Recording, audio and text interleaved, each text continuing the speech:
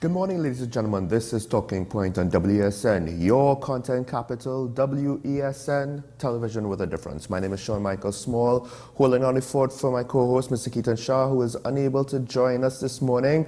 However, as always, the show must still go on, and later we will be welcoming our usual Wednesday contributor, Karen Shera, former attorney at law, former Minister of Finance, and we'll be going over, well, different facets of a topic that we have been touching on to some extent with the news over the last couple of days.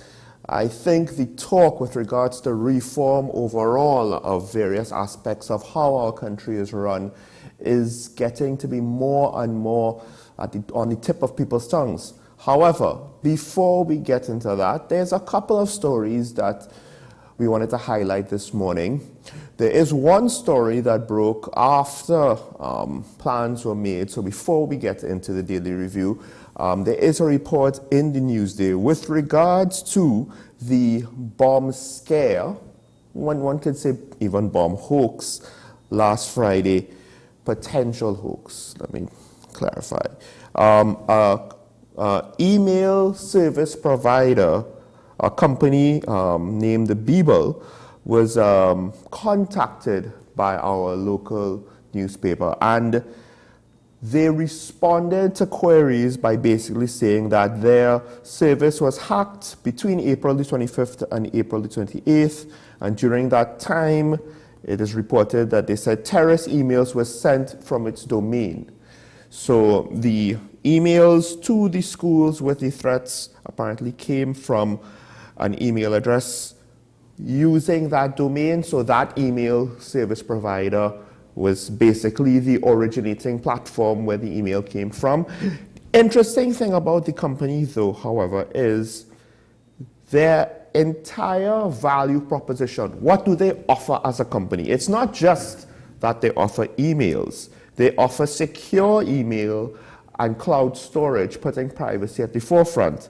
Basically, off of their website, they say the information in our servers are not stored, sent, or processed in an open form. We do not have access to the user's passwords and encryption keys.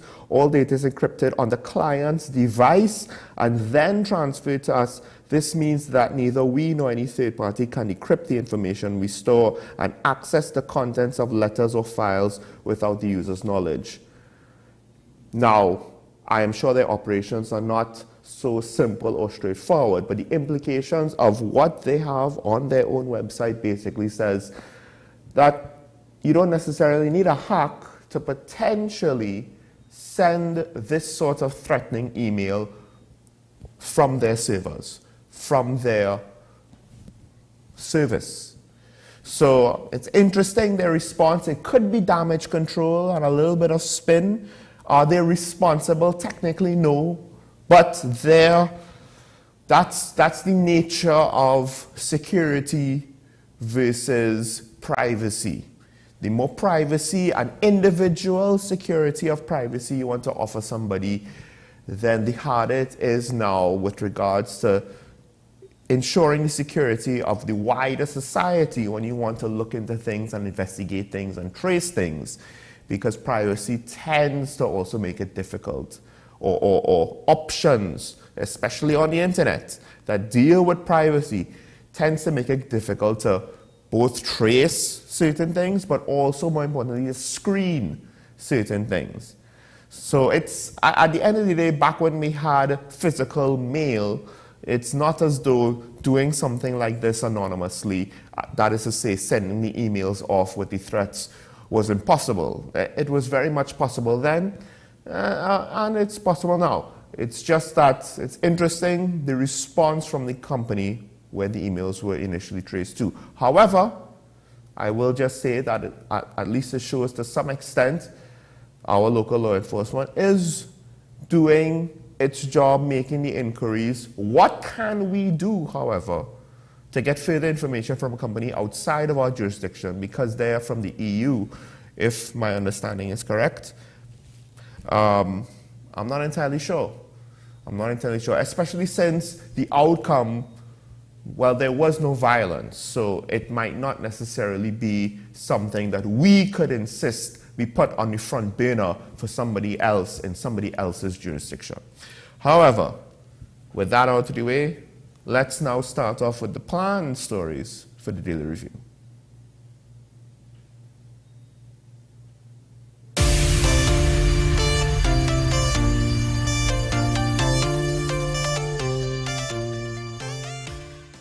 Quick, does this?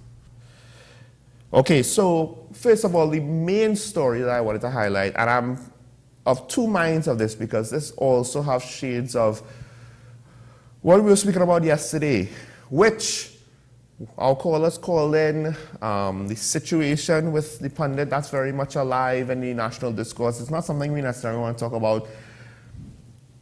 Do you want to highlight these things and give it more life on the airwaves? Well, on the flip side, the Chief Secretary of the THA, he has been pushing with regards to certain policy decisions, one could say. He's been trying to make an argument for more authority for Tobago. I believe this stems, at least in part, from the fact that the AMA took, well, they basically did not necessarily like the fact that for the Tobago Carnival, the THA or whoever was in charge tried to have or build a stage more or less on the seafront or right on the beach. And the AMA was like, oh, that's not necessarily a good idea. And then now it seems at least one of the issues that Farley has is that he thinks Tobago should be able to control its environment. And what he's saying is, yes, central government legislates, but then now, once the law is on the books, the actual practical day-to-day authority should rest with the THA. Now, that is one issue, and that should be the main issue, just like how crime should be the main issue with regards to what's going on in the country and not necessarily how the issue is communicated. But the Chief Secretary then went on to use colorful language of his own. And he is reported to have used the term house slaves. And there was another one I wanted to highlight. The house slave mentality. And of course, this neo-colonial massa in Trinidad. Now, granted, I understand that there will be practical frustrations with regards to how the country is run, and then by extension, how Tobago will be run, because we have a whole THA, and it's a model that technically, if memory serves correct, is being copied for the local government reforms to give executive bodies for the various local government entities. So while it might not be fully copied, you know, a lot of the basics are. So it's not a bad model per se, or at least based on how our government is speaking about it. But the actual practical execution of it, I could see where it leaves frustration for many Tobagonians. However, the language, is it necessary? And all I will say is the situation in Tobago has been disappointing for some of us who are looking at it from a wider lens, who were hoping that whether it was that the politicians in Tobago could then extend their message to Trinidad, or the example is followed in Trinidad with regards to, we're not going to put up with the status quo, so we're going to rock the boat. And the eventual outcome of that does not necessarily mean a brand new party, or doesn't necessarily mean that the THA executive will be interested. It could mean a lot of different things. It just means that the status quo, we're no longer accepting it. We're no longer accepting the same song and dance that we get from the ketchup and the mustard.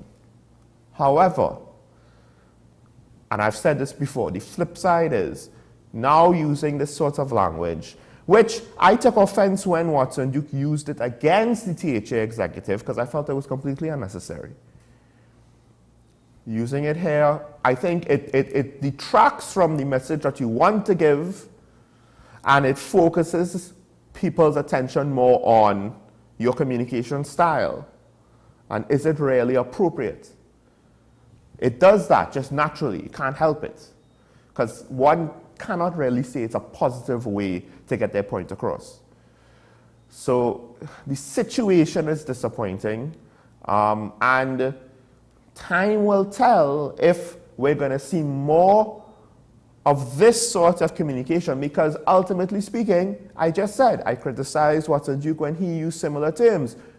That's the point, right? You're supposed to be different than, not the same. And right now, it seems as though it started off different, but now we're working our way back down to the lowest common denominator of political communication, which is unfortunate. Because I lament the fact that how are people going to trust change if now the latest hope for change has proven itself to potentially be more of the same. Maybe another source of hope will come from somewhere. I don't know. Slight pun there, but that also needs to be proven. And I'll leave that there. Just a couple quick takes before we end the segment. Little bit of positive news. I know we get told every now and then that we highlight the negative. Unfortunately, a lot of the important things are negative. And there was a point in time where we were highlighting important positive things, or things that we agreed with at the very least on this show. But recently that became harder and harder. Some minor things that I just want to highlight just a little bit. First of all, the trade minister, well, she is leading a delegation, that is to say they are already in the Dominican Republic. The Dominican Republic apparently is a trade partner that imports some of the goods that we manufacture here, I believe including things like toilet paper, etc. Basic goods, but still goods nevertheless. She's leading a pretty large trade delegation, relatively speaking, I think. It's judging it on a scale, folks. The reason why I highlight this is, look, we want to see moves, no matter how small or how big, with regards to our manufacturing sector, to try to increase our exports, increase our market, increase our volume. So it is a market that we're already in. However, what could we do? You are buying our goods. It makes it easier now to try to expand the volume of sales. If we could figure that out, no matter how small the increase is, it's still growth, because ultimately speaking, we're a nation whose export situation and manufacturing situation, I think, is not necessarily anything to beat our chests about, or it's not something we could rely on. And this is not going to let us rely on it overnight, but we need to see, even if these initiatives are too small and disappointing in the scope, we need to see at least this in order to get ourselves moving forward. And I'm happy for that, because it seems as though in many other ministerial or government positions, we don't even get the minimum of what we need to see to get the situation moving forward. Last story, I found this interesting. Well, actually, this I found surprising. The situation with regards to Brent Thomas and how that was handled and what was allowed to have happened by somebody in authority, I don't know if we'll ever find out who, that didn't necessarily surprise me, which is to show how much faith I have in the system right now. But this I did find a bit surprising, and that is the fact that TNT did rise in the rankings of world press freedom. We rose by 6 points, from 31 to 25 out of 180 countries. It's interesting that we rank quite so high on press freedom, and perhaps maybe this is the cynic in me now taking it for granted with regards to how much press freedom is out there in the world. Maybe there isn't that much. And you know, we have a parliamentary democracy with a vibrant media landscape and civil society where freedom of the press is a constitutionally guaranteed and widely respected right. I'm not entirely sure that it's widely respected, but so far there is some truth to that statement, given by the Reporters Sans Frontières, or Reporters Without Borders, And today is World Press Freedom Day, so kudos to us for, at the very least, being able to hold on to what we have of the fourth estate. Folks, we have to take a break. When we return, I will be welcoming our usual Wednesday contributor. We'll be getting into some more heavier topics. Unfortunately, that's all the good news I could find this morning. It isn't much. And we will have more serious things to talk about when we return after this here on Talking Point on your content capital, WESN.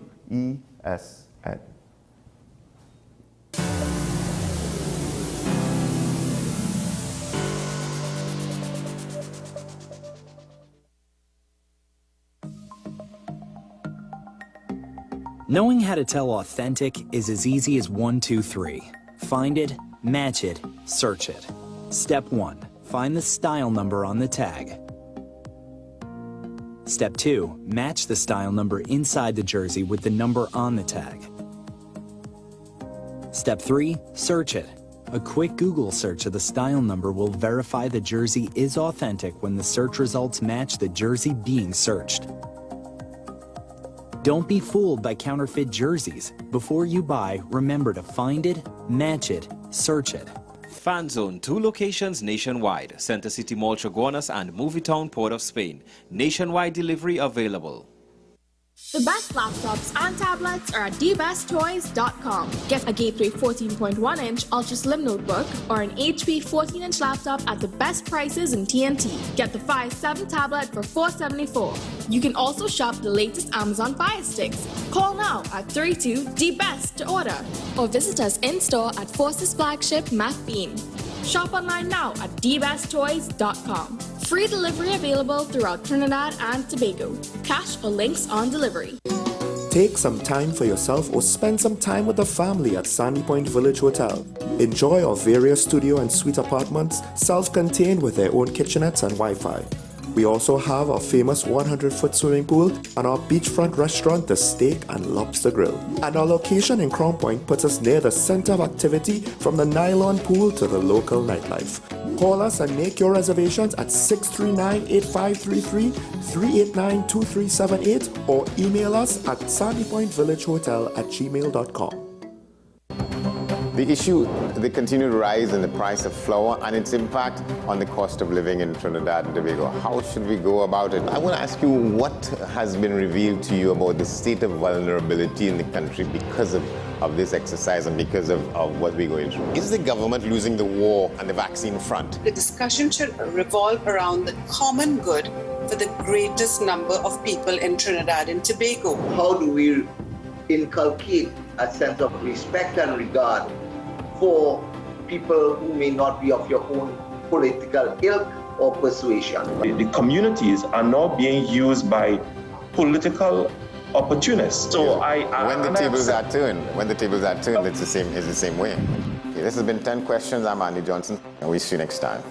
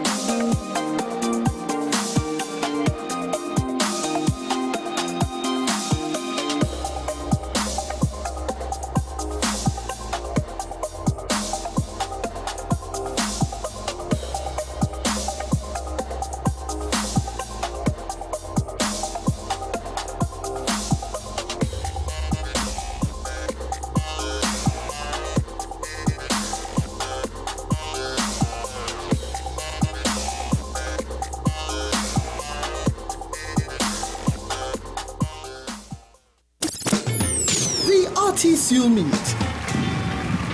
The sounds will astonish you. Superb voices, new artists, simply refreshing. Celebrate amazing. May 27th, North Coast Jazz and Heritage Festival. Festival grounds Blanchishes. Born here, played here. Tickets available at Crosby St. James, Kenny's Sport, Extra Foods, Mart's Liquor Palace, 14 Diego Martin Main Road, Athletes by the Park, and WESN, 38 Gattaca Street, Woodbrook.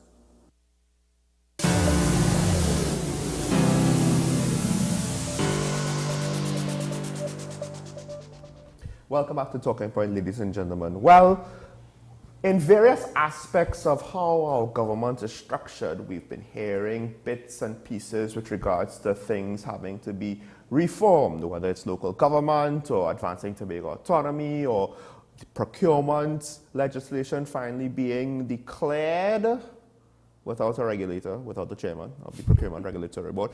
However, one of the things that we haven't it's always there on the side or in the background. It pokes its head every now and then, but never necessarily in a big way. Something that I think is, though, an important issue for a lot of people thinking with regards to the long-term politics is campaign finance reform.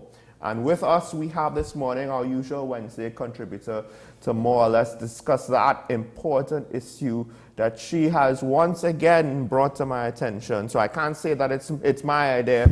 Mrs. Karen Shishera, former Minister of Finance, an attorney at law / scholar, teacher to all of those who we now lament their legal opinion on yes. national conversations. And thank you very much for that long-winded introduction, but I appreciate it. And as you said, contributed to a lot of our attorneys at law. I do want at some point to acknowledge the article today on Dina Sital, but I'll start with, of course, what we are here about, and the reason why will become clear. But I do want to start with the issue of the campaign financing. And one will say, well, why bringing it up now? Well, we're bringing it up now because Munila Lalman, who was the regulator for 5 years, his term of office came to end in January of this year, did say on another program that as president of the Chamber of Commerce, that they had been, I don't know if the word is pressuring, but encouraging certainly the government to pass both the procurement legislation as well as the campaign financing legislation. And when he was speaking about it, he said the reason for that is because the whole idea behind procurement legislation was to prevent, to have transparency, accountability, deal with corruption in the award of contracts based on, obviously, and oftentimes the finances of the party being given preferred treatment, and not only in terms of the award of contracts, but also the disposal of state lands, as well as the way in which they deal with legislation, meaning that they are not treating with the legislation, they're not treating with the legislation with the expedition that it deserves. So those are the things that they had said, and lo and behold, they passed the procurement legislation. What's unfortunate, and two key parts, which I don't know if other, people were aware of, but two key parts that had only just proclaimed, which were key parts, was Section 7, which deals with which kinds of contracts are subject to the procurement regulator. And secondly, I think it might be Section 23, I'm not quite sure, but the disposal of state lands. It's unfortunate that they did not leave Mr. Lalman in place, only to act as a sort of understudy for the new person, because he did a tremendous amount of training with persons. He did a tremendous amount of work in providing the handbooks and also the review procedure. They got training from the High Court and Court of Appeal. So enough of that. So now we look at the campaign legislation. And he said why it needed to be passed. It is those very financiers who are the ones who are seen or appear to benefit from government procurement contracts, government contracts, as well as seem to have a say in a number of other areas. And the Prime Minister actually alluded to that on Family Day on Sunday, where he actually said, some say that, that we give contracts to people, preferential treatment to certain people, and that we delay the passage of legislation. Well, if you wanted an example of a delay of passage of legislation, is this. And it's not called the Campaign Financing Act. It's an amendment to the 1967 People's Act, and it's the People's Amendment Bill, because it's still in bill form 2020. But what I want to say very early is that he was in Parliament on July the 30th, 2020, 10 days before the national elections. And this is what he said. He said, upon entering office as Prime Minister, I made a solid commitment to people to bring campaign finance reform legislation. That's what he said that time. He said that in 2015. Okay, so now 8 years later. Well, his idea of bringing it, maybe he didn't say when, he just said he's going to bring it. Maybe, I don't know. When I leave, it'll be in place. Yeah, I mean, one could say that that's kind of how procurement went. When the former partnership left, it got the ball rolling, and it's been delayed still, but now it's finished. And so, well, I don't think that's what he intended us to take from that. He intended us not to take that from it. And 8 years later, and he made the point too, he doesn't need the opposition's support. He made the point because it was an address to Parliament on that day. So one of the newspapers actually published verbatim what he said. And he said it's a simple majority bill, meaning he doesn't need the other side to support him.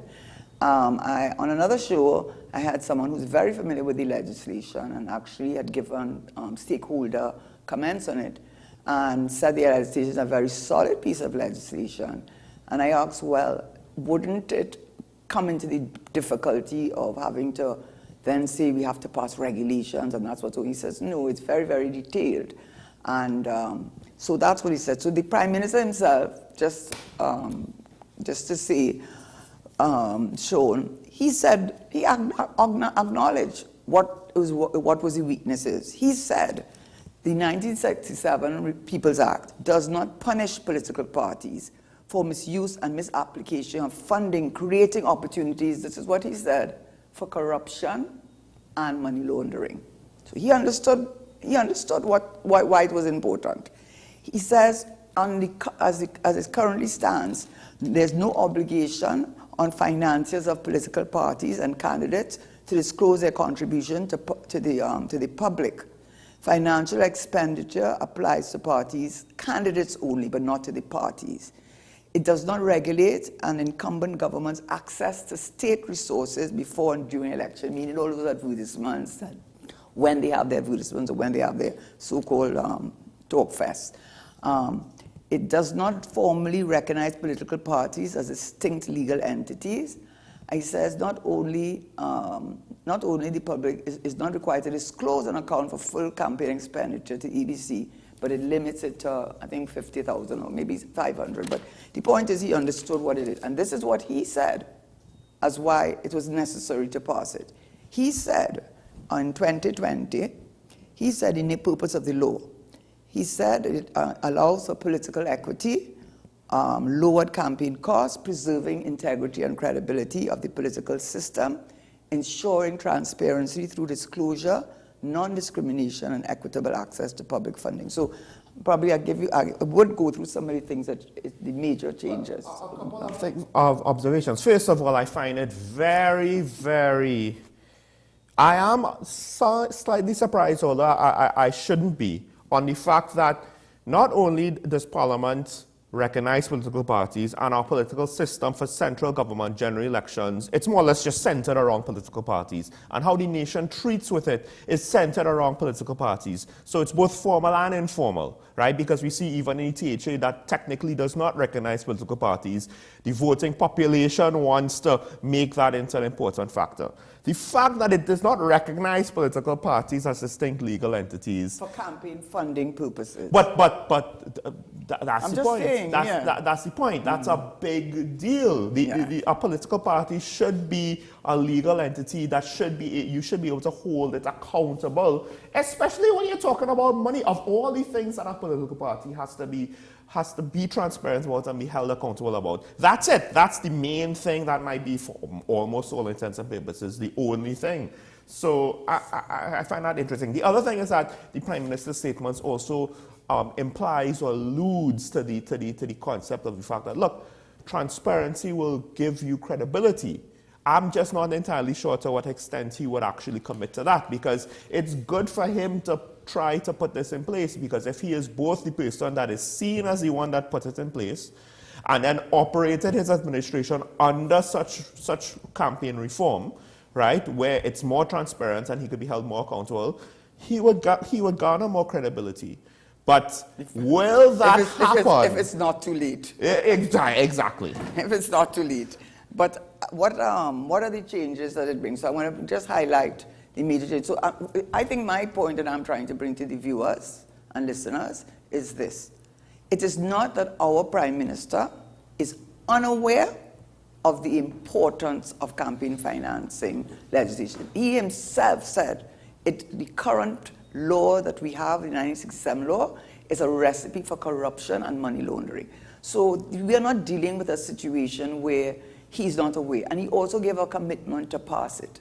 Now it's just 2 years before elections, and based on the trajectory, I shouldn't say trajectory because they're usually going upwards, so based on the pace at which they took to eventually pass the procurement legislation, I don't think anybody should hold their breath. So he pointed out, which I'll just point out very briefly, some of the key provisions of the Act, which he spoke about, not someone else, but he spoke about. One of the major changes is creating an Office of the Registrar of Political Parties. So that would be a division within the EBC, and their duties are that you have to be classed as a political party. So registering a symbol, a logo, a name that's so close to another party's name, and so on, those kinds of things will not be allowed. So they sort of are monitoring those parties, but you have to be registered in order to gain any of the advantages that registration provides. But of course, it would be a separate office, and it would, I think, based on my looking at some of the provisions, it involves a lot of work, because once you register, you have to have audits have to be done, accounting for the funding and a provision of statements of account by the executive officers party. So they're going to have to look it over, make sure, review it. They also say that in donations, any contribution over 50,000, which is tax deductible, must be publicly disclosed, the ID of the person or donor, the nature of the amount, and the date. So you know, in American advertisements, you see an advertisement, live and buy, and it's something organization for some right. So we will have to do that now. Also, they're also saying in terms of advertising, it's only persons who qualify as eligible promoters will be allowed to participate. I don't know, and other things that they said, which are very important. He said allocation of state funding. There will be some allocation of state funding, and it will be done on, they're using very clear objective yardsticks to determine that. Very important too, they say state media access, the print and electronic, not less favorable access. There should be non-discrimination to other parties, and also at the time when you're likely to reach a larger audience. The big thing, of course, is, which I thought was a big thing, restrictions on contracts to donors. They say a contractor who gives a contract over $2 million within the last 2 years, they would not be eligible to make a contribution. That would be a huge thing. Yes. And they also said that the anonymous donors, they also have restrictions on that. So based on what I have said, they also have the power, that is this special registrar, the power to register, deregister, merge, create coalition of parties, and audit parties and review the audits of parties. So They seem to be operating within the EBC as a separate entity with certain powers. And once the legislation is passed, of course, in any case, and we know that in Trinidad, I mean, it's the world over, but we know that for Trinidad, it's not the legislation, it's the implementation and enforcement, because you know that the United Nations had to say, and not the United States had to say, that although we pass all this legislation, anti-money laundering and corruption legislation, it's had been not one conviction for corruption under that legislation. That's how many years ago? So we know, let's not go jumping thing, but let's hope that people listening will use their voices to at least have the legislation passed and to ask the government why they have not. And one last point, I was informed that about 15 stakeholders gave submissions to the government in relation to the changes to be made to the Act. And they all said, none of them have been invited to speak, and the Joint Select Committee last meeting was in February, I understand. So let's have your voices heard. This is important legislation, and what we want to see less corruption and less money laundering and less drugs. Well, we will get to that linkage after we have to go for a break. Just some quick takeaways. The criteria for who these eligible marketing promoters or advertisers, that's a big question. Yeah. The independence of the regulatory body, that's another big question. That's a very big question. But one last thing I'd like to point out, at the very least, at least the Prime Minister is bringing this up before the next general election, because it would be very easy for him, hold on, hear me out. It would be very easy for him to let the general election happen. You know when he brought it up, you heard what I said? I know, so but what did I say? Didn't he also bring it up again at the Family Day? Because we did the procurement, and once the procurement legislation was passed, pressure was put on him by Lalman to say you can't pass the procurement without the campaign. I understand, but pressure has been put on him with regards to passing the procurement. Yeah, but Lalman for years, was the right? head of the regulator. I know, but I'm just saying he could have very easily have brought it up after the next general election, so he would hit for his final term. He wouldn't have to deal with it. Now, will it actually be passed? Is still something that we have to wait to be seen. Will it be actually enforced? And will it be proclaimed? It might be passed and not proclaimed. No, it could be. No, it's not only passed. I don't think it needs proclamation because it's not a special majority bill. But not just assented to, but will it be enforced? That's the question to ask. Now, when you answer that question, then so, as Karen said, implementation. Folks, let's take a break. When we come back, we will take the topic a little bit wider in scope. Stay tuned. This is Talking Point on WESN, your content capital.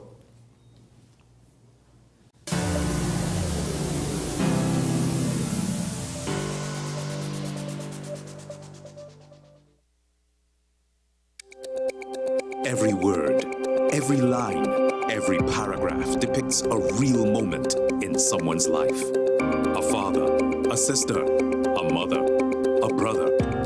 We at Newsday are dedicated to you, the people, and through independent, unwavering journalism, strive to always bring your stories to life. Because your stories are more than just words. Newsday, independent and credible.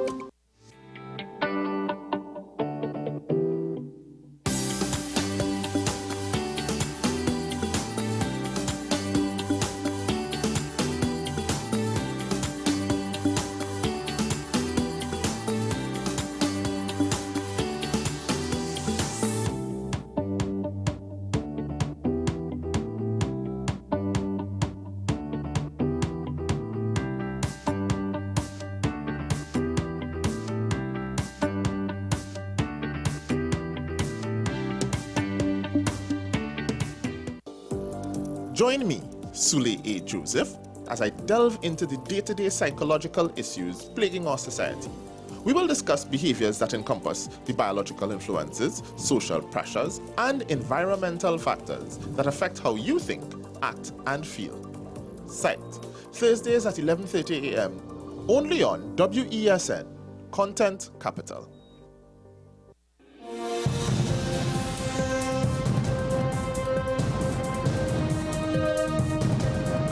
Seven is out, all day is in. WESN News on the hour.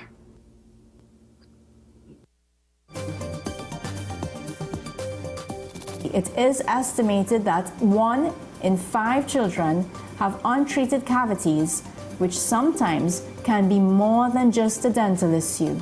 So the thinking a lot of parents have is, so that first set of teeth that the kids have, they're going to lose it anyway. Actually, that is the attitude, but what parents need to realize is that we have those baby teeth from age 6 to age 12, and they serve a purpose. What's Up Doc? Every Tuesday and Thursday on WESN, Content Capital. The artists you'll meet. The sounds will astonish you. Superb voices, new artists, simply refreshing. Celebrate amazing. May 27th, North Coast Jazz and Heritage Festival. Festival grounds Blanchisseuse. Born here, played here. Tickets available at Crosby St. James, Kenny Sport, Extra Foods, Mart's Liquor Palace, 14 Diego Martin Main Road, Athletes by the Park, and WESN 38 Gattaca.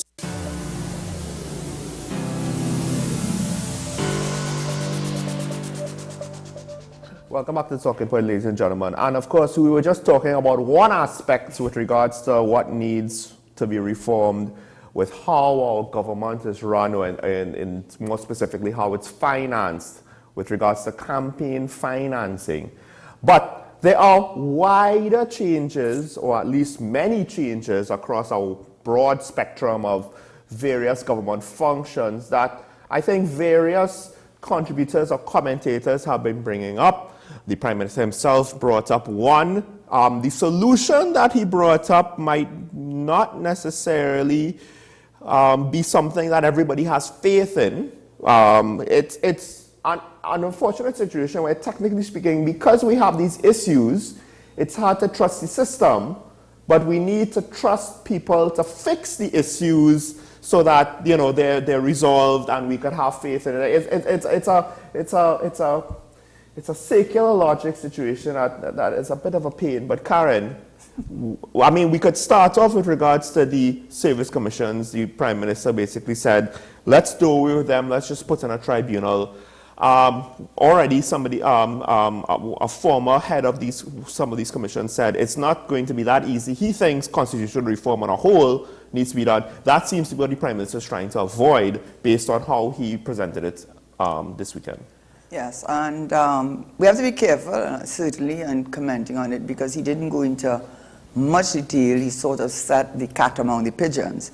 And clearly, what he did say was we should do away with the service commissions and replace it with a tribunal.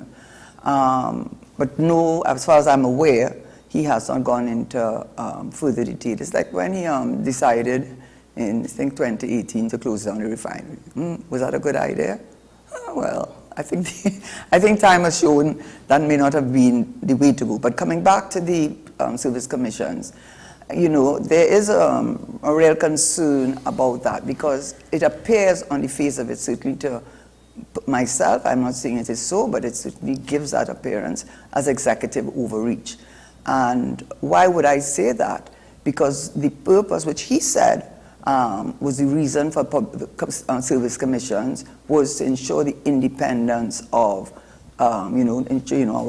our system of government is based on the parliamentary system of government, which we inherited from the United Kingdom, judiciary, legislative, and of course executive. And this new development of doing away with public service commissions without, well, I guess he's going to tell us, it seems like an attempt at executive overreach, the very reason why those service commissions were appointed. He actually said that part of the reason was that people didn't have faith that it was being fair, that it was being transparent, and it was racially motivated. I think that is the words that he used. The problem with the Prime Minister, well, as yet not detailing it, the problem with the Prime Minister coming with that is this. And I'll just give some examples, because first thought, I didn't study government, but anybody can look it up. And in a democratic system of government, what is key is a social contract between the people and the government who they have entrusted with to run the country in their own interest, which is why you find the preamble to many pieces of legislation start about, equality, transparency, integrity, accountability. Those are the watchwords of those pieces of legislation. And they're there for a good reason, because that is what people expect when the government takes a step. But you see, the last few, I'll start first with actually the Police Service Commission. And I will also mention what the Prime Minister had to say about removing the power of the Prime Minister to deal with appointment of DPP in particular, because that has been in the news, and what his views were, which are recorded in the Hansard for anyone who wishes to look at it. So the Police Service Commission, I mean, it is going to raise issues that why did Ms. Prasad, who was the chair of the president of the Police Service Commission, who had followed whatever the regulations, the Constitution required to follow, we go to the then president with the merit list, and at the top of the list, it has been reported Gary Griffith, and the Prime Minister being there the same day and speaking with and then the president saying the list was withdrawn. What does that mean? Never explain what it meant. But what I do know is that according to the Constitution, which she has spoken about in relation to having someone act as Commissioner of Police, she has made it clear, sorry to use she, and the President has made it very clear that her powers are confined to the walls of the Constitution, and she has no powers outside of that. So once that risk was given to her, how could it be taken back? What caused her to do that? And the next thing she was supposed to do is prepare a notification to Parliament and let Parliament debate it.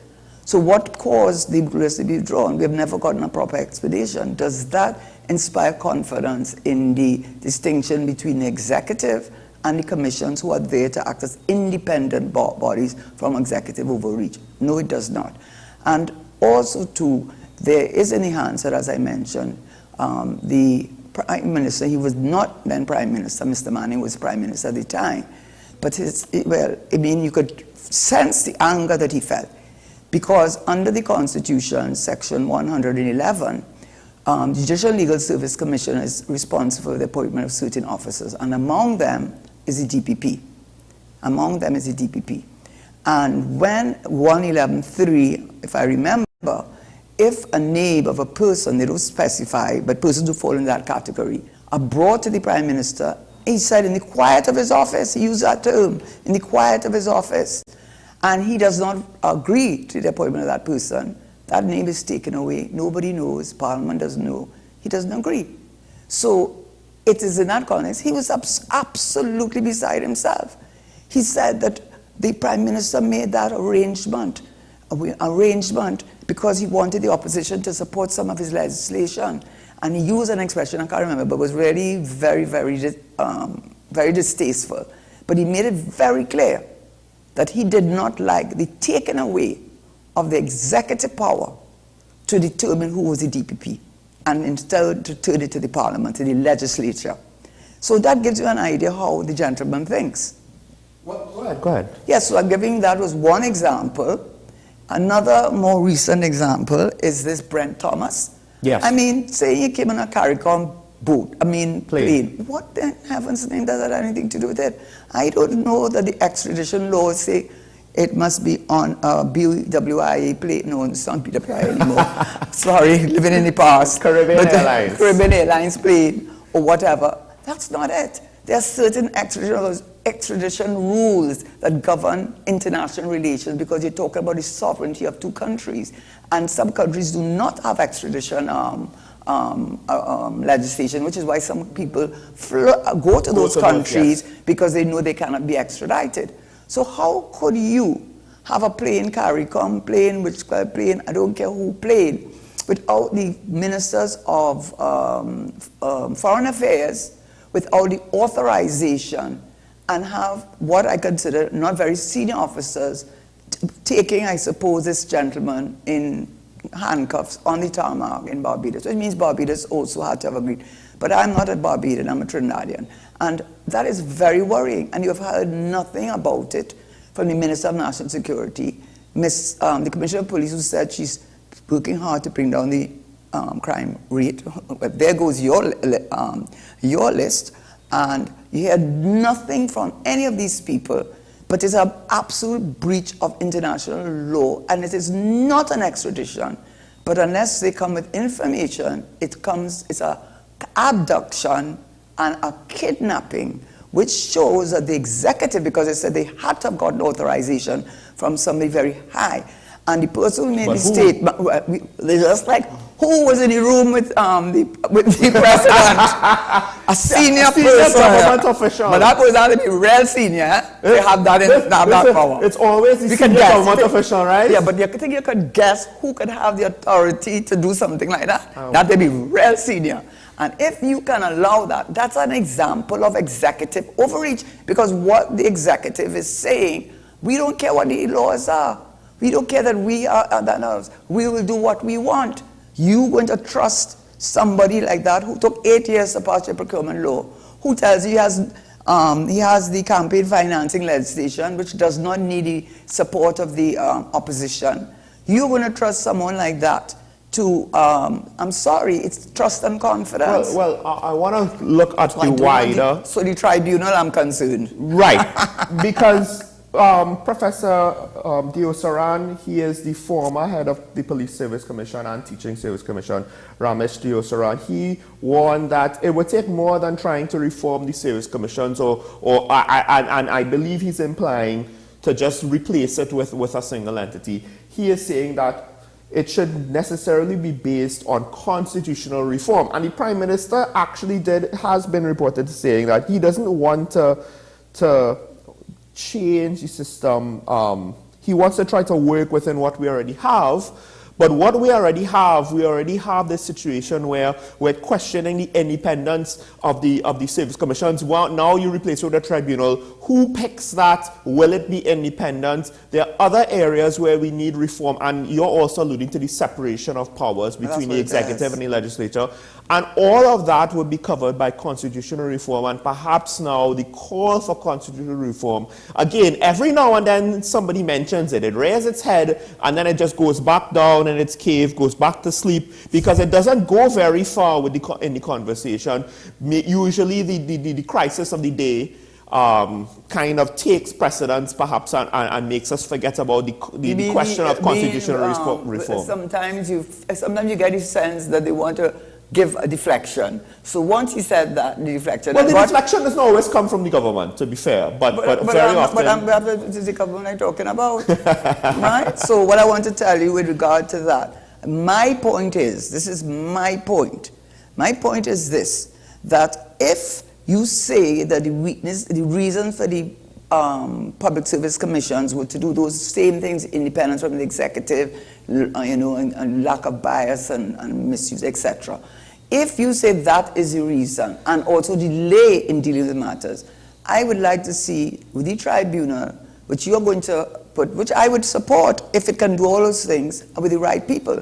But I am sorry, Mr. Prime Minister, so many things have happened in this country, AV drilling, I could go on. And I just want to mention, I said we have to go for a break soon, but I told Sean that I saw on today's papers, they're saying 9 years now since Dina Sitahal's death. And I just want to, because on a personal level, Dina Sarup Sitahal, as I knew originally, were very, very, very, very good friends for a long time. I knew the whole family. Her first car, my father went to collect it with her, and every day before she went to work with the state, a weekday, she came to my parents' home and had dinner, and then we drop her home. So I know Dina very well, and I know her sisters and brothers and family well. And why I'm saying all of that, police officers told me they cried. They cried when Dina was killed. And they tried to warn her. And what is the key thing I have to say is that Brownfield, the Assistant DA on Drugs and Enforcement in the United States in 2014, said very clearly that Dana's death was the work of a transnational entity working in Trinidad. And Figueroa then said, it's not only the Colombian transnational we have, but it has gone south of the Caroni, and we have now the Mexican transnational. He said, how are we going to be able to break the force of those entities that are transnational in nature, a little country like ours, where they probably have more guns right now, as we speak, coming into the country, that they could probably take on the government. Okay, so just say, please speed up the issue with Ms. Dana Sitahal, a good person, an honest person, and it's really unfair to the family. Also, just to link the two, it's difficult for the country to have faith that you could deal with transnational criminal entities on that scale, when domestically, you know, it's hard to just have faith in the day-to-day runnings of our own country. And the DPP has half of its staff he needs, and he's been telling you that for ever so long. Just another area where some sort of reform probably needs to happen. So folks, we have to take a break for WSN News on the Hour. When we return, of course, as always, we'll open up the phone lines. You want to hear from the viewer. If you want to talk about stuff that we spoke about today, or if you want to go into those controversial topics like that's been still in the airways, it's fine. It's not that we don't want to speak about it, or we don't want to give you the opportunity to speak about it. Whatever it is that you want to bring to the forefront to the discussion, just once that you have some, you know, be quick, efficient, have a good reasoning behind your opinion, and let's have that debate, folks. But we'll have it when we come back here on WSN, your content capital. News on the Hour is next.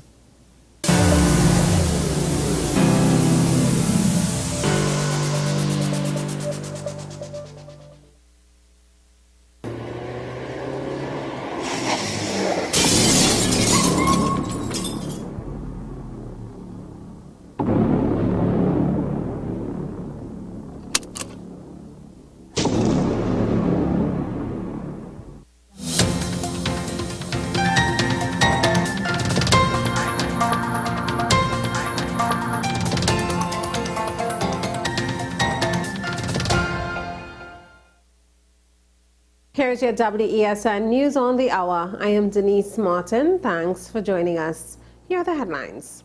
National Security Minister says stand your ground law not necessary. UNC Youth Arm condemns Prime Minister for statements. Regionally, Haiti on brink of civil war, humanitarian group warns. And internationally, Indonesian woman falls to her death down airport lift shaft. Now for the details. National Security Minister Fitzgerald Hines says there are enough laws in place to deal with home invasions. This as he spoke in response to the opposition leader's call for the Stand Your Ground law to be introduced for the benefit of homeowners. There are many home invasions where the occupants of the house got the better hand of the intruders. There are some cases where intruders have been killed in the bedroom of the occupant and owner of the house. Those persons were not prosecuted. There's something known as justifiable homicide. There's something known as self-defense, and the current laws and the principles on which they are set are, in our view, for the time being, quite adequate. The UNC National Youth Arm condemns the Prime Minister, Dr. Keith Rowley, for implying blame on the UNC for the recent school bomb threats on Friday. The arm said the Prime Minister, who is the head of National Security Council, has not issued any condemnation or address towards this issue and has instead assigned the responsibility to the Minister of National Security, Fitzgerald Hines. The UNC National Youth Arm is warning Dr. Rowley, Minister Hines and Education Minister Dr. Nian Gatsby-Dolly that playing politics with the nation's youth and education will not be tolerated. In regional news now, Haiti is on the brink of a civil war. The humanitarian group Mercy Corps has warned as violence between criminal gangs and civilians risks spiraling. Mercy Corps said on Monday that the deteriorating security situation and rising prices have also sparked a hunger crisis in the Caribbean nation. With the escalating violence, particularly in the capital, where gangs have taken over large parts of the city, families are losing access to basic necessities, including food and clean water, the group added. In international news now, a woman has died after forcing her way through the wrong set of doors of a lift at an Indonesian airport and falling down the shaft. Airport staff found the body of Asia Sinta Dewi after being called to investigate the smell of a foul stench 3 days later.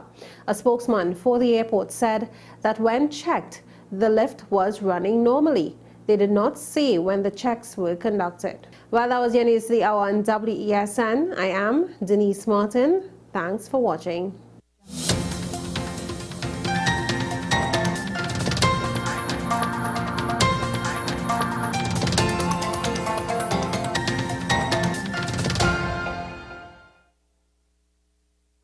North Coast Jazz and Heritage Festival. Safe and sound, that's how we'll get you to the biggest North Coast Jazz ever. No hassle and no worries. Park your ride at the Queen's Park Savannah. Hop on board a safe and secure shuttle with your $100 return fee, and that's it. Service begins at 10 a.m. through 1 p.m. and returns from festival grounds from 7 p.m. Park and ride, a $100 return fee, first come, first go shuttle service to festival grounds Blashy shares. No hassle and no worries. North Coast Jazz, May 27th. Born here, played here.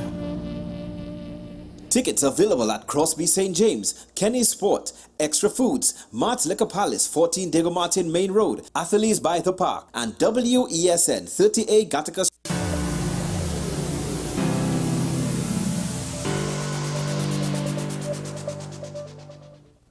Welcome back to Talking Point, ladies and gentlemen. And of course, now is the time when we open up the phone lines. However, we do have a question of the day. Director, do you have the question ready there for us?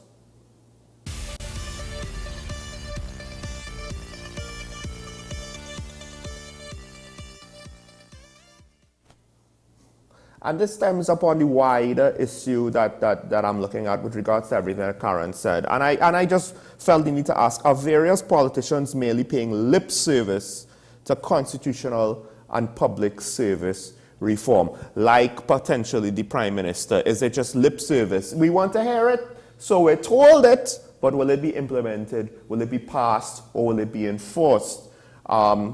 Forgive us for being cynics, because with the 6-year history of the country, for the most part, it has proven that cynical results happen to make us cynics. So folks, now with that, we open up the phone lines. You want to hear from the viewer. Do you think that politicians are really paying lip service?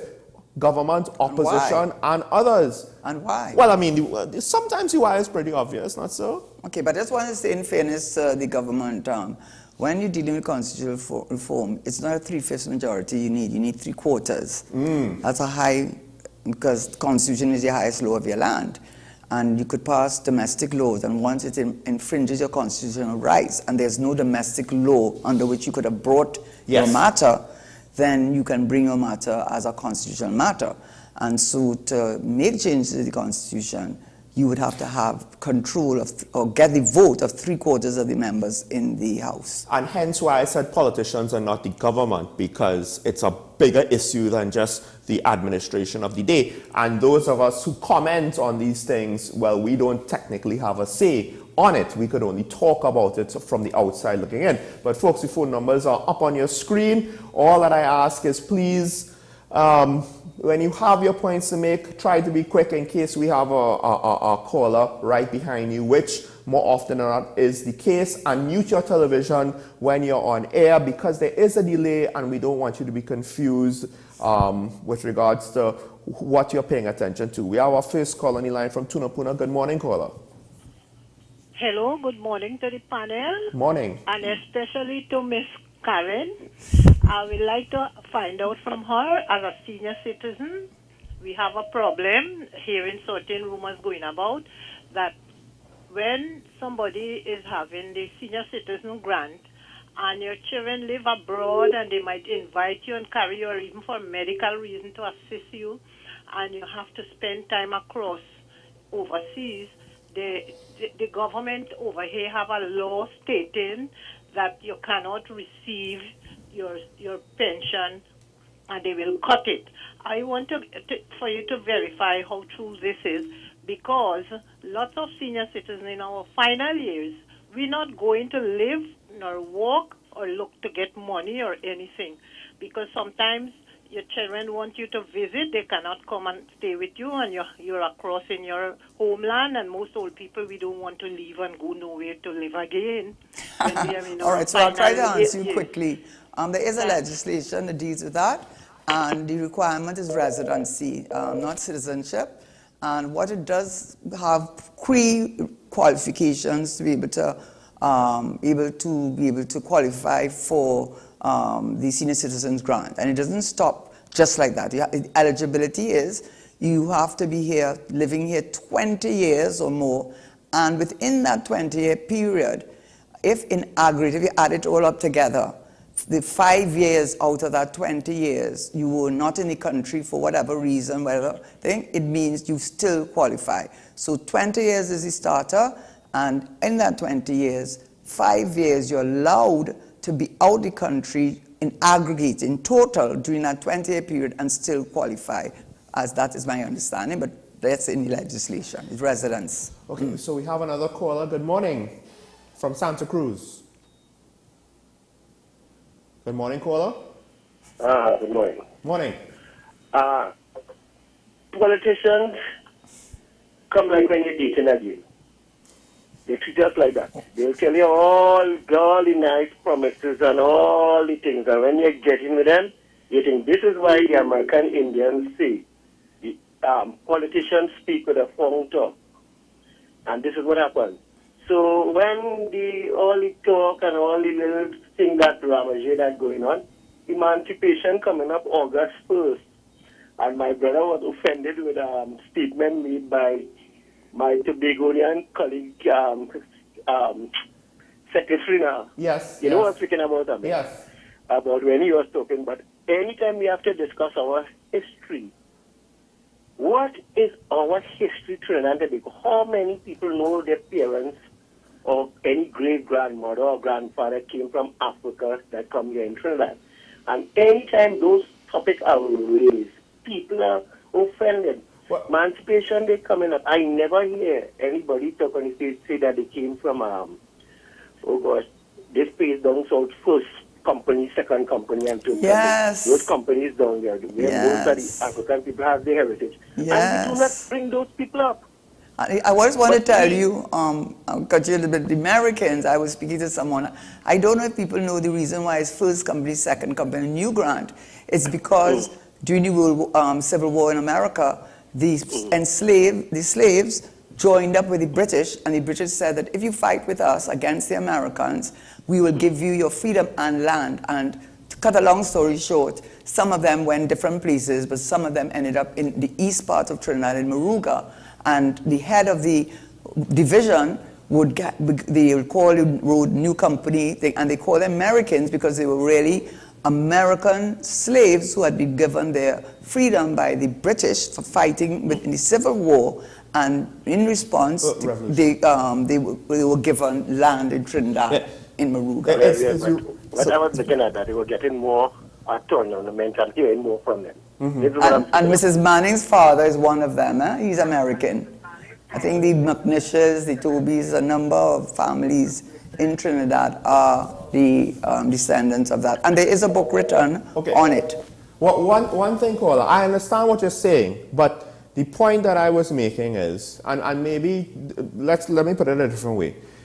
When the Chief Secretary uses the words such as house slaves, he's not bringing up the What did he say? I didn't know what he said. So basically, part of his disputes with autonomy, and now it's over the environment of Tobago because of something the AMA said. He basically used terms like house slave. I'll get further into that. We have a caller from San Fernando. Good morning, caller. Good morning, Sean. Good morning, Karen. Morning. To answer your question firstly, yes, lip service, or sometimes not even lip service. Nobody wants to hear about that once they're in office. Yes. And, Karen said something about transnational criminals. And transnational criminals cannot exist if there isn't assistance from various arms within this country. what do you call it, law enforcement and a lot of other things. That is why nobody wants to fix anything in this country. And to comment on Dina Hall, Karen, it is really heart-wrenching. That is a lady that she wasn't a friend, but I used to meet her on a regular basis and just see her and say hello. And you got a good energy from that lady. And that day when that happened, it was so sad to think that there are people within this country, based on some of the information that was available, that has decided to do that to one of our good citizens. But sir, I just want to tell you, Brownfield, who had to know what he's talking about because he is the Assistant T on Drugs and Enforcement in the United States, made it very clear it was a transnational corporation operating in this country. So all that was done under the orders of those persons. And whatever information Dana had, they considered it to be so, a threat to them that they took that chance to kill her. And you know what's frightening about that, Karen? That if it is that it was so long ago, when transnational organizations were operating, what has happened since that to now, where we see crime getting out of control? It tells you how and based on Darius' information that you got today, tells you how much more they are embedded in this country, you know. Absolutely. So my solution, I wish we could bring that as another question next week, is it time to talk this sovereignty autonomy? Yes, this sovereignty autonomy of Trinidad. We need to let it go a little bit because right now the only person who can really help us is United States, Interpol, and allow them to come in to disrupt the trade. If you disrupt the trade, they'll go another route. And that's what the United States has said. They used to go through Central America, and because they went in that direction and disrupted the trade, that's how they started coming our way. So maybe we need to do that and say that is being a citizen. Now, with regards to the earlier points, the issue with Farley using those words is, it was basically, I am blaming somebody over something. I am using this as a disparaging term. Yes, it's a disparaging term. Against somebody, right? This is not talking about historical context or looking back. Right. And it's similar. In relation to what, though? Well, so from what I understand, I don't know if it was limited to this, but the EMA did have some statements over the stage on the sea or near the sea they wanted to build. And he was talking about having control over the environment of Tobago. Yes, central government passes the laws, but the enforcement and implementation and oversight should be the THA, which, that's a practical, technical debate, that's fine, right? Whether he's right or wrong, it's fine to have the discussion. But when he wants to basically say, imply that Trinidad is the colonial masters and the people who... They are the field slaves, the house slaves. Some stuff like that, right? The thing is, those kinds of comments, it basically what it boils down to, and it's a similar situation with regards to the comments of the pundits over crime. It's not about a solution. That comment with regards to house slave, field slave, whatever, does not help the chief secretary come to a solution or to advance his argument. You don't know what his objective is. Even calling his party Tobago political party, he looks as though he wants to get Tobago. But my point is, a lot of that type of language is basically just to say, blame those people for this problem. Keep out of Tobago business. That's what it means. Well, in this specific case, we have a call from Dabadi, I believe it was. Good morning, caller. Yes, Dabadi. A pleasant morning to you, Karen. And I'm using your co-host. Listen, I want to just stray a bit from your question of the day, and please accept my apology. As usual, it's a wonderful program. Gentlemen, the issue with Mr. Thomas. Yes. I have some deep down, in-depth feeling that there's much more to this than what is being surfaced. A dealer in firearms would not be accused simply just so by the police. How did the police come up with those 7 charges? Was the DPP involved in this? I mean, we know that the police violated many of the rules, regulations, protocols, policies. But there is something still we're not hearing about Mr. Thomas, and the media continues to perpetuate things against the police. Not as a former policeman I'm speaking about, but I'm speaking about having done inquiries, and things are missing. So I wouldn't like this station to just do like the other media houses and tell themselves that the police was wrong and the judgment from our kindly judge is totally correct. Something is missing. Yeah, but thank you, Karen. I love your contribution. Well, I have to answer you now. I have to answer you now. Could it be political? I mean, we know that this whole thing has something to do with the firearms thing, and we know that Gary Griffith is the one that didn't get to be commissioner of police, and now he has his own party, National Transformation thing, and also too Paula, procedure. Don't ever, you see, natural justice, following rules is as important as the offense for which you are being accused. And I can give you one example before I turn. If you have a call, I'll stop. But a good example of that was the High Court judge.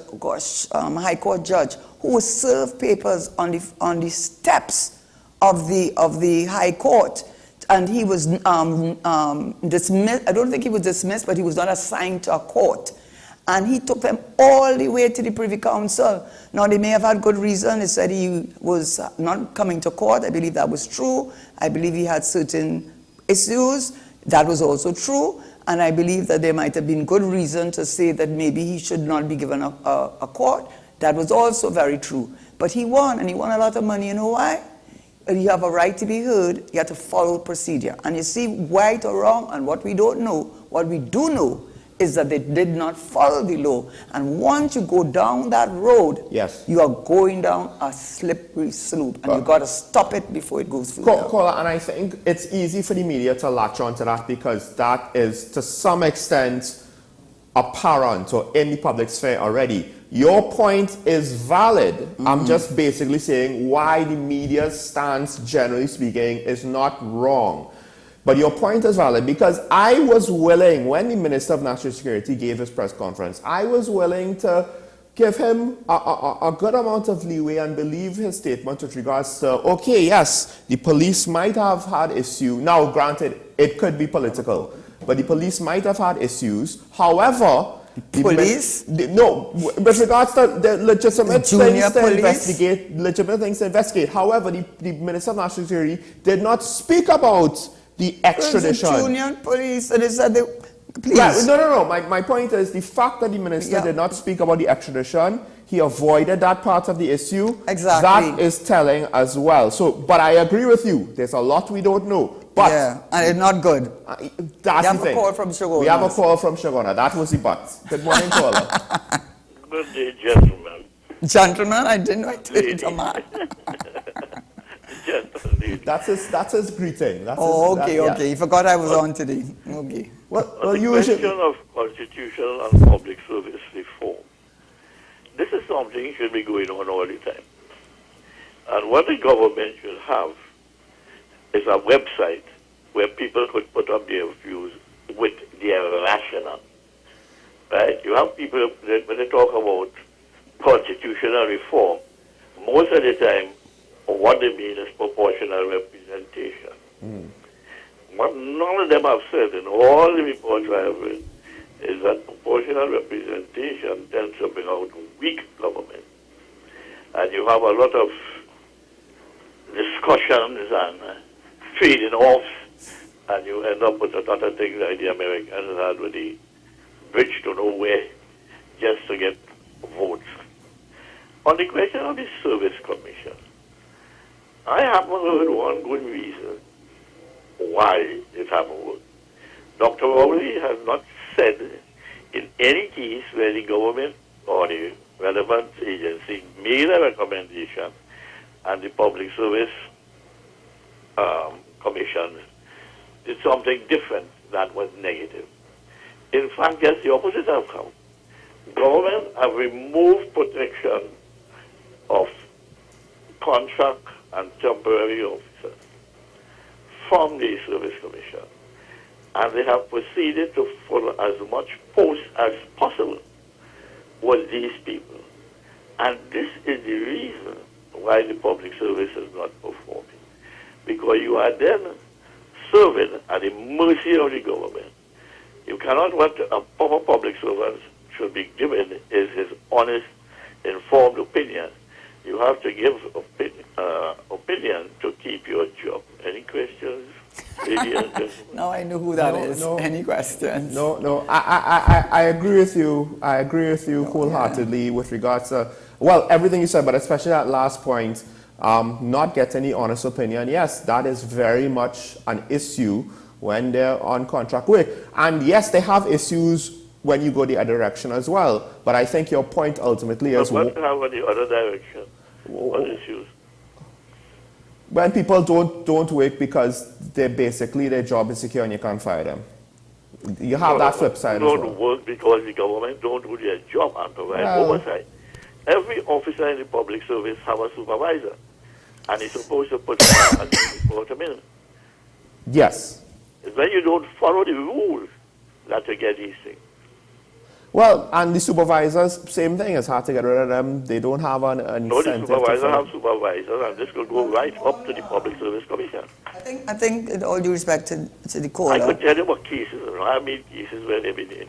Things are not sent to the Public Service Commission. Yeah, but the reason, can I just say that what you're talking about is a global issue. You go to other countries and people choose, yes, people choose. Scandinavia. No way, the people choose. Well, you cannot use Scandinavia, Norway, who are right at the top of the human development index. They are really all right. Let's use United States. Let's use United Kingdom. Let's use France. Those countries, you know that security of tenure. A lot of people go into government jobs because eventually they're going to be working for much less than their friends, but they know it's hard to fire them, and it is because of the rules. It's hard to fire people in public service. Well, you have judicial review. Job, there's a method to deal with it. All right, I wouldn't go and argue with you on it. I just say it's very difficult. Right, I understand that, but caller, what tends to happen, I think, is that you're looking at the situation as it is supposed to be and as it was, but how it's practiced now. And I agree with doing things as it's supposed to be done. Right, and you're not wrong with regards to the reason why things are falling off the rails is because things are not being done how they're supposed to be done, how they're not following the regulations, the rules on the books, etc., etc. And the procedure for change. And the procedures. You are right about that. So we're not necessarily disagreeing. That's what good government is about. Let me just tell you, when people talked about lack of implementation, revenue authority. All right, I'll have to end the call there. Let me just say this very quickly. One of the reasons why we were setting up the revenue authority is to take them outside of the Public Service Commission and out of this government, because for that very same reason that you could not, everything was seniority, it's very hard to fire and so on. So this version that the government has gotten passed through without the necessary 3/5 is because the key areas in any revenue authority, they are still subject to the public service and the government rules, and frustrating the very purpose of the revenue authority. Karen, what you want to tell You're going to get me in trouble with the caller because he's going to complain tomorrow. You wait until you cut the call and Karen bring up the revenue. Yeah, but he's not the only one you're talking to. There's a whole audience of how many, I don't know. You know, but we know we hear him, and I appreciate his comments, but I think I needed to say that. But one point that he made that I wanted to highlight is what the question. I understand, okay, things aren't working, so there's a desire to fix it. The Prime Minister wants to get rid of the Service Commission. But the caller made a good point. We have to identify exactly what is it wrong, and because is it the Service Commission that is the error, or is it how the situation is being managed and run? If it is the rules that govern you, but what I want to say is you imply that the tribunal could end up being the same thing. What you know what the issue is? The issue is he has not gone into detail, and whatever he wants to do, he hasn't gone into detail. But I would like to, but all it looked like to me, what he complains about, the lack of executive power over these commissions, and he more or less had, intimated to that. And all the things that you've seen happening recently, including this Brent Thomas, is an indication of us saying that we have concerns. And I'll say one more thing, which I told, I'm sure that I will say. One more thing. I'm going to say that, no, this is one more thing. You know, if Mia Motley had said the same thing, everybody would be looking forward to this tribunal. I wonder why. Trust and confidence. Maybe it won't be that automatic, but for the most part, I think it's a reasonable statement Karen just made. Thank you very much. Where if Mia Motley was to present something, such a big change like this, right, her voters will give the situation the benefit of the doubt. Why? Because there's a more perception of transparency and accountability on her part. On her part, right. There you go. This goes back to what I always say, politicians could make transparency work for them, because if I operate with, at the very least, some degree of transparency, especially if it's more than anybody else, then I look more credible than anybody else. But we don't have that. Even the new kids on the block have fallen into the trap of don't say anything, don't communicate, and jump into the bubble. So I don't know how things are going to play out in this country. You say it's hard for me to be optimistic. This is why, Keaton, we need you here. But folks, no matter how bad things are, let me try and put on my best optimism face. Today is a good day, as my co-host always says, to have a good day. But the key thing that he follows it up with is, it can be so if we make it so. We have to try. So don't give up, never lose hope. For the benefit of the country, it starts with just you and the people around you and the people you could impact on your day-to-day lives. Make it so. Have a good day, folks. We will see you tomorrow morning. Thank you, Karen Sushera. Bye-bye. Thank you, Sean.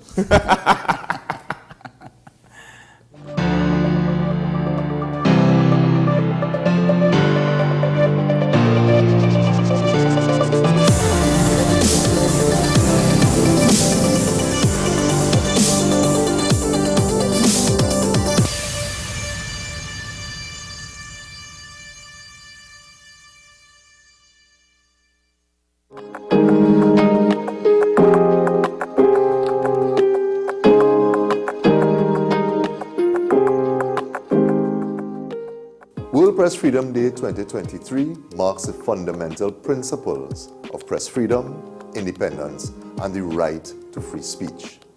It is a celebration of the invaluable role that the press plays in shaping our world and shining a light on societal injustices and imbalances. This year's theme, Shaping a Future of Rights, Freedom of Expression as a Driver for All Other Human Rights, reflects the interconnectedness of the basic human rights to our society.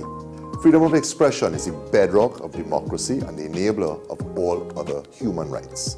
It is only through a free press that we can hold accountable both those who are elected and selected to serve, and ensure transparency in all aspects of governance. As the Minister with the responsibility for communications,